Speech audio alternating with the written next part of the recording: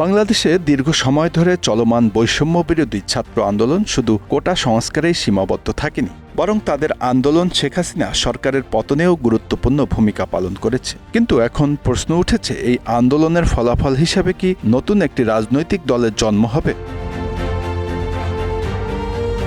অন্তর্বর্তীকালীন সরকারের শপথ গ্রহণের পরেই এ নিয়ে আলোচনা শুরু হয়। বৈষম্য বিরোধী ছাত্র আন্দোলনের অন্যতম সমন্বয়ক এবং উপদেষ্টা নাহিদ ইসলাম গণমাধ্যমকে বলেন, জনগণ যদি মনে করেন তরুণরাই রাষ্ট্রের হাল ধরবে, তবে তরুণরা প্রস্তুত। নাহিদ ইসলামের এই মন্তব্যের পর থেকেই আন্দোলনের মঞ্চ থেকে নতুন রাজনৈতিক দল গঠনের বিষয়টি সামনে চলে আসে। এর আগে ১৯৭৫ সালের পর প্রচণ্ড গণ অসন্তোষের মধ্য দিয়ে সেনাবাহিনী ক্ষমতা নেয় এবং পরে জিয়াউর রহমান একটি রাজনৈতিক দল গঠন করে। বিএনপি বা বাংলাদেশ জাতীয়তাবাদী দল নামের সেই দলটি পরবর্তী সময়ে রাষ্ট্র ক্ষমতায় যায়। হোসেন মোহাম্মদ এরশাদের আমলে একই ঘটনার পুনরাবৃত্তি দেখা দেয়। তিনিও সরকার থেকে জাতীয় পার্টি গঠন করে এবং সেই দলটিও পরে ক্ষমতায় বসে।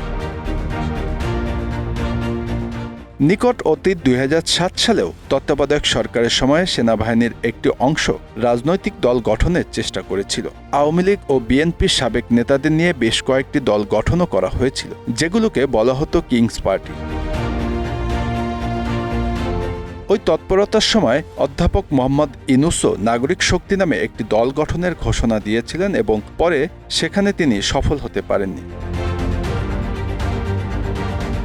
এবার শেখ হাসিনা সরকারের পতনের পর নতুন করে আবারও এই তৎপরতা শুরু করেছে বৈষম্য বিরোধী ছাত্র আন্দোলন। তবে এ নিয়ে সমন্বয়কদের মধ্যে মতপার্থক্য দৃশ্যমান। সমন্বয়কদের একজন উমামা ফাতেমা মনে করেন, বৈষম্য বিরোধী ছাত্র আন্দোলনের প্রয়োজন ফুরিয়ে এসেছে এবং এটি রাজনৈতিক সংগঠনে পরিণত হলে গণ অভ্যুত্থান তার মূল আকাঙ্ক্ষা থেকে বিচ্যুতি হবে।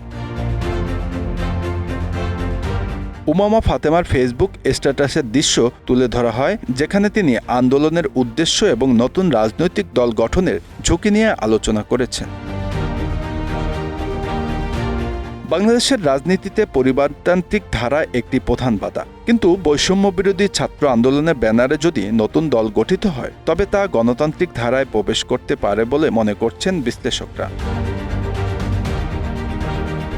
রাজনৈতিক বিশ্লেষক মহিউদ্দিন আহমেদ বিবিসি বাংলাকে বলেন, বাংলাদেশের রাজনীতির ক্ষেত্রে জনসাধারণ পরিবারতান্ত্রিক ধারায় অভ্যস্ত হওয়ায় সেখান থেকে সরিয়ে গণতান্ত্রিক ধারায় আনার বিষয়টি চ্যালেঞ্জিং হবে।